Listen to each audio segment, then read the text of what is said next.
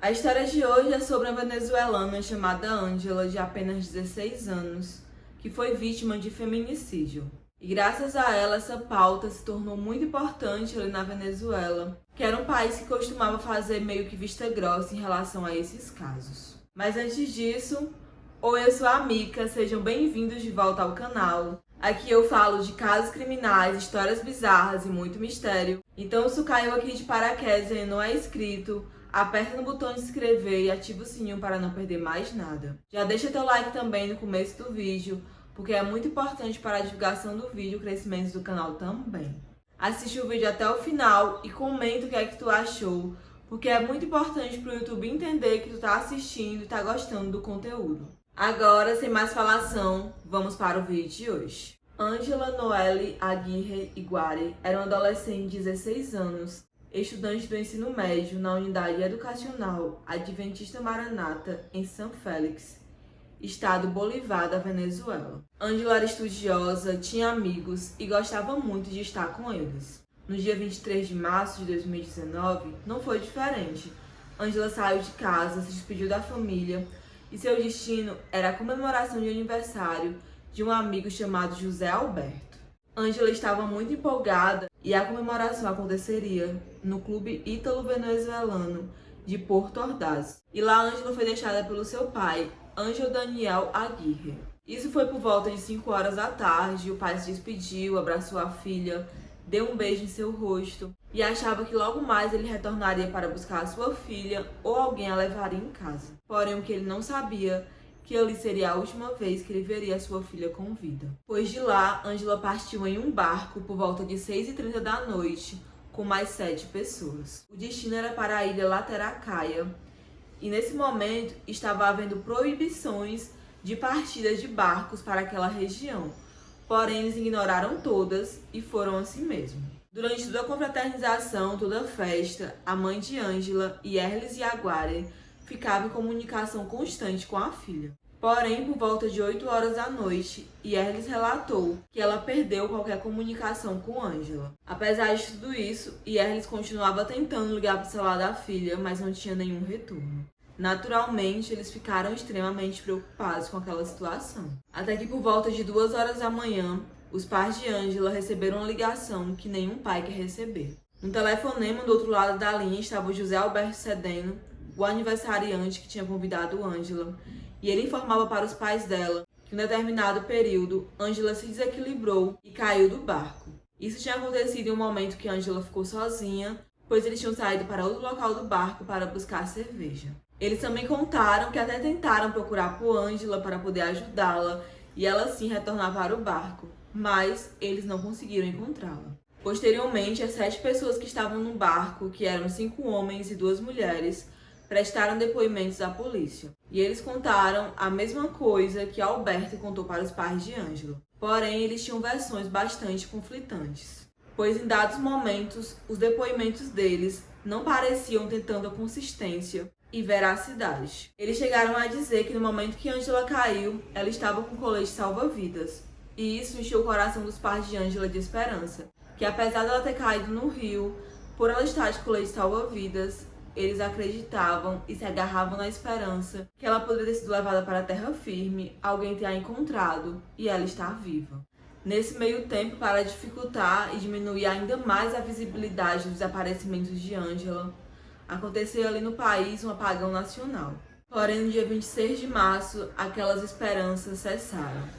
O corpo de Ângela foi encontrado. Ela estava flutuando com um maiô e um colete salva-vidas e tinha percorrido quase 8 quilômetros rio acima, nas proximidades do El Rei Spa, no rio Carone, em Porto Ordaz.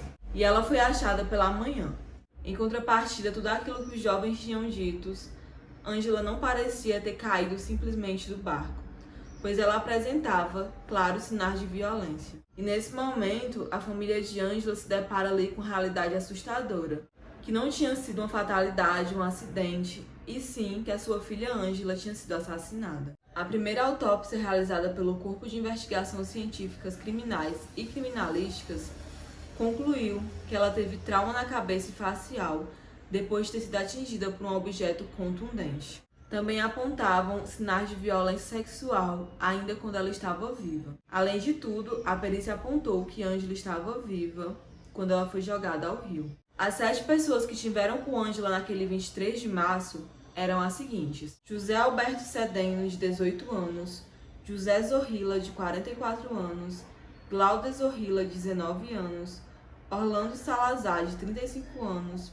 Joselin Barreto, de 18 anos, Dayana Nisiesa, de 28 anos e Vilma Giazzi, de 30 anos. Após tudo isso, eles foram presos preventivamente. E como eu disse lá atrás, a Venezuela estava se recuperando de um apagão que aconteceu ali em todo o país.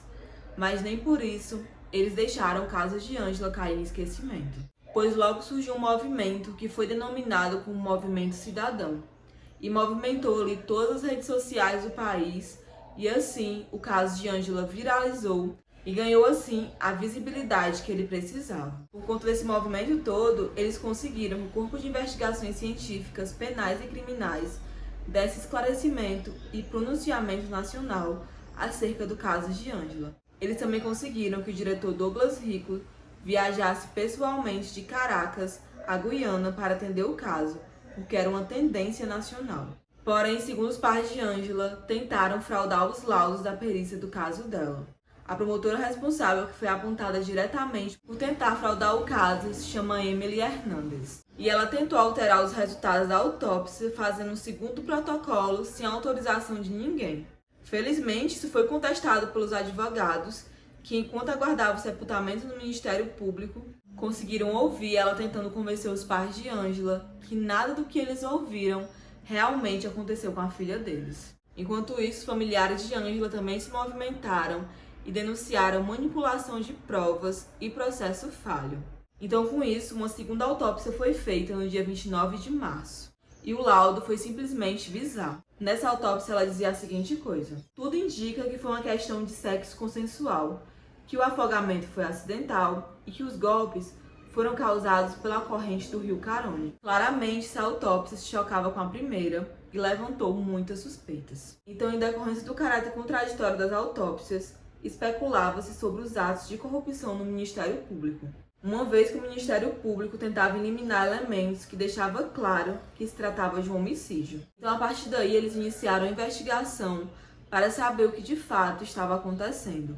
E entrou uma organização chamada Cocuyo Effect, que denunciou os pais do José Alberto, alegando que eles tinham subornado ali o Ministério Público com cerca de $100 mil e 3 quilos de ouro. Além disso, eles ofereceram bem imóveis e imóveis também. Com isso, a família de Ângela quase não viveu o luto e teve que permanecer ali, lutando, brigando e provar que não era aquilo mesmo que estava acontecendo e que houve suborno. Então, a família de Ângela conseguiu um contestamento com o promotor, que, junto ao Supremo Tribunal de Justiça, ordenou que um tribunal local com jurisdição em violência de gênero acolhesse o caso. E com isso, o caso foi acolhido e tratado a partir de então como feminicídio. Ainda em abril de 2019, vazou um áudio em que Ângela contava em lágrimas que havia sido violentada por José Alberto. E pôde-se ouvir claramente a voz de Ângela naquele áudio e ela foi identificada que realmente era ela. E esse áudio foi entregue ao Ministério Público, se tornando assim prova do caso. Em 19 de julho, os 7 réus tiveram audiência preliminar em Caracas, onde a privação de liberdade foi ratificada e a prisão El Redou II foi ditada como local de prisão para os 5 homens e o INOF em Lotex para as 2 mulheres. Já José Alberto, em contrapartida, foi acusado de feminicídio agravado, violência sexual e fornecimento de substâncias a menores, enquanto o resto foram acusados de omissão e de serem cúmplices por acobertarem uma pessoa que havia cometido o crime de feminicídio. O primeiro tribunal de julgamento contra a violência contra as mulheres da área metropolitana de Caracas iniciou sua participação em 28 de outubro de 2019.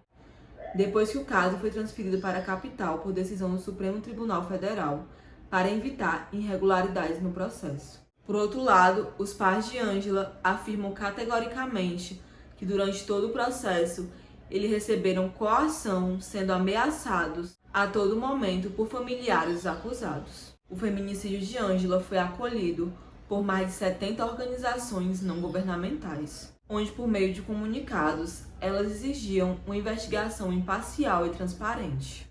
Organizações como o Acesso à Justiça consideram que o protesto nas redes sociais, nas ruas, reorientou o caso. Elias Garcia Navas, diretor da Monitor Américas, acredita que a disseminação nas redes sociais foi eficaz porque a família ofereceu informações concretas, usando suas contas pessoais, e conseguiu reunir pessoas de outros países, bem como jornalistas e organizações influentes que mobilizaram os órgãos públicos competentes. José Cedeno e José Zorrilla foram condenados a 29 anos de prisão, enquanto Orlando Salazar, Glaudes Zorrilla e Vilma Dias foram condenados pelo crime de omissão do dever de alívio. Segundo os dados do Monitor Autopix, 116 feminicídios ocorreram no país durante o primeiro semestre de 2021. A cada 37 horas, uma mulher é assassinada na Venezuela. Só no mês de junho, cerca de um mês após o assassinato de Ângela, foram registrados 25 casos. O estado de Bolívar, que era onde Ângela morava e onde ela foi assassinada, registrou pelo menos, naquele mesmo ano, 7 feminicídios extremamente violentos.